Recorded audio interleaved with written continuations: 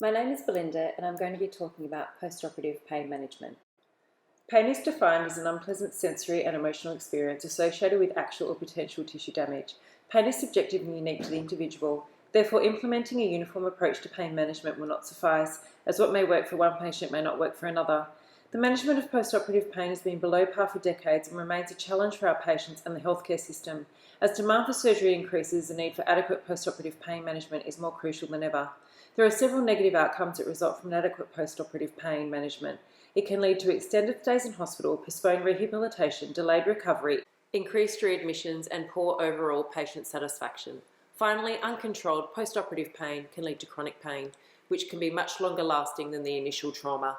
The cohort, public and private hospitals combined, have reported a total of 11.3 million hospitalisations during 2017-2018, and 1 in 4 of the 11.3 million hospitalisations resulted in surgery.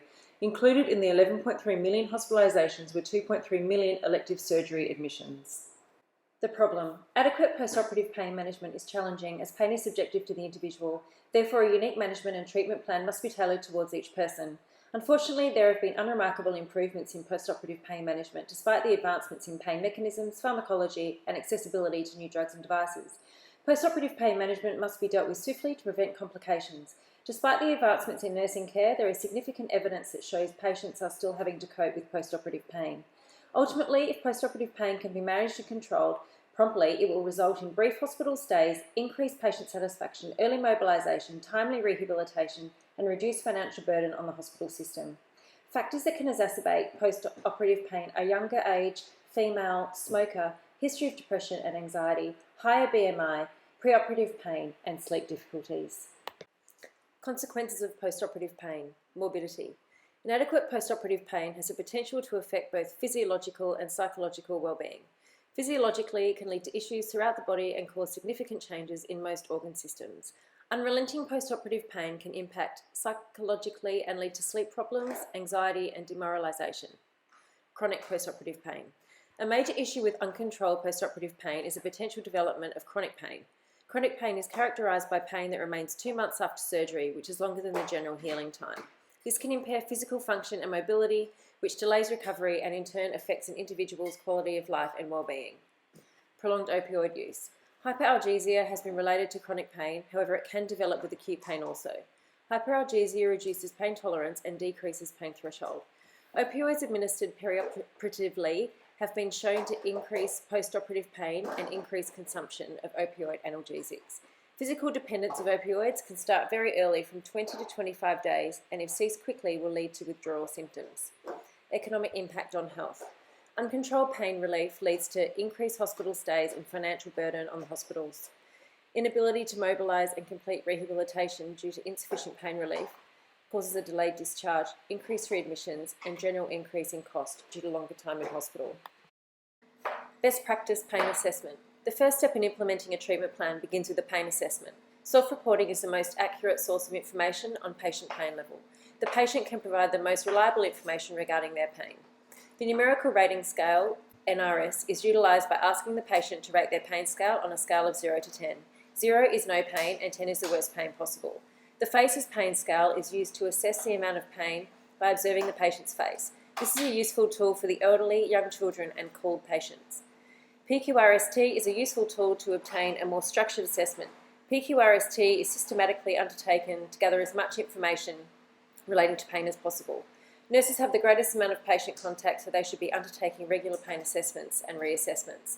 The best way to come to a decision on pain treatment is a combination of the nurse's observation and the patient's opinion of their pain.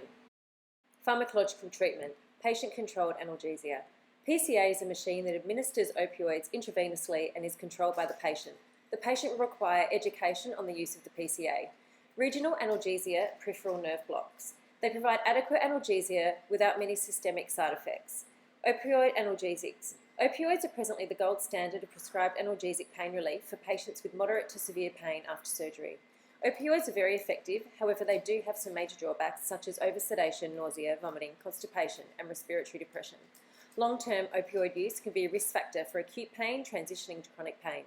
Multimodal. There is evidence suggesting balanced analgesia can be achieved with combinations of certain analgesics, adjuncts and different approaches. Combining a local regional analgesia with an opioid or non-opioid has proven to be very effective. Non-pharmacological treatment. Acupuncture, music, meditation, hot and cold packs, reading and breathing exercises can all assist in post-operative pain management. Barriers. Nursing-related barriers. Nurses appear to have inadequate knowledge and training in pain management and general pathophysiology of pain. In addition, poor delivery of patient information to other members of the multidisciplinary team increases the risk of incorrect or missed patient information. There is a perceived lack of trust by physicians regarding nursing assessments. This may also be due to lack of knowledge. Patient-related barriers. Miscommunication between the health professional and the patient is a leading cause of insufficient post-operative pain management.